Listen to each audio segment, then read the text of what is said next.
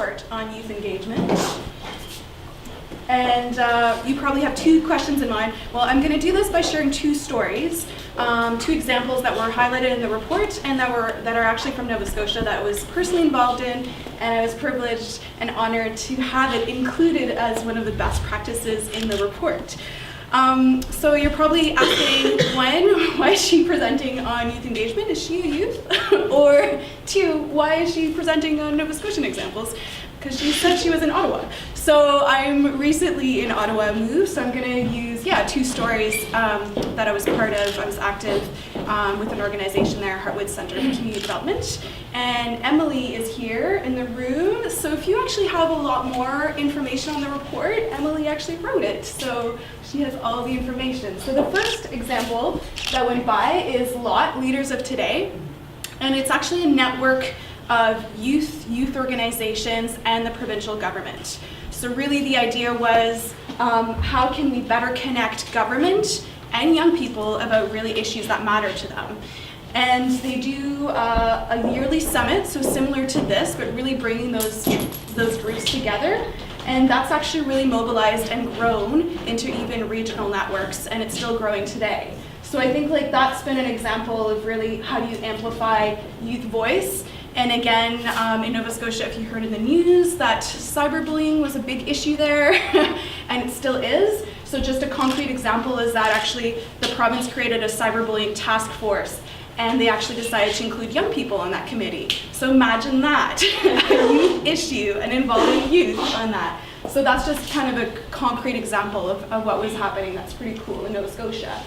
And then the second one that I was involved with is actually with the Nova Scotia Department of Community Services. And they were really looking at how can we better serve young people. And even across the province in Ontario, there's usually a huge gap in services for age 16 to 18 in care and whatnot. So as opposed to, again, having just adults try to figure this out of what that means, we actually work side by side with young people that are connected to the system, so clients, and train them in participatory action research. So they became the facilitators, they became the researchers, and they facilitated their caseworkers, actually, and a lot of people who worked for the Department of Community Services. And out of that research, there's kind of two things that they highlighted. So they talked to young people, and they talked to the adults, and two things came out. One, we need youth-friendly spaces. So if we're going into a government building, we do not need one of those gray rooms where there's only a table and a chair because they're afraid that you're going to throw something at them. But we actually need a place where we feel safe if we're coming from traumatized situations. So this is actually some young folks that went shopping, and they were actually going to transform one of the government spaces for the Department of Community Services in what they called kind of the youth room. But it was going to be decorated, painted, based on what would make them comfortable, so that if they do actually come, and that's their first time, that they can actually hang out there, look at resources, but also be in a comfortable space where they, so that was us, bright blue color, which was awesome. They decorated it, bought all the furniture and whatnot. So that's just one example of what they came in. Some of the young folks working on that project, which is really fun. And then the second part that really came out was building positive relationships.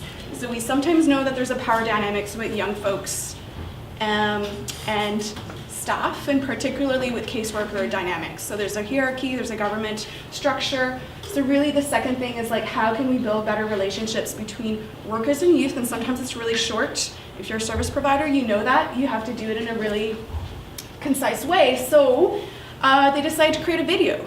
So that was going to be a training module for all staff at that office. They were going to look at the video and then use it for new staff to train them on building better relationships with youth. So there would be actually a youth voice, youth created, and again, they interviewed some of the caseworkers and young folks to highlight what was really important for them in terms of building positive relationships, even if it was a quick way or to build on that. So this is an example of one of the typical interview room actually, that you see of government, which might translate also in Ontario. So that's just them interviewing.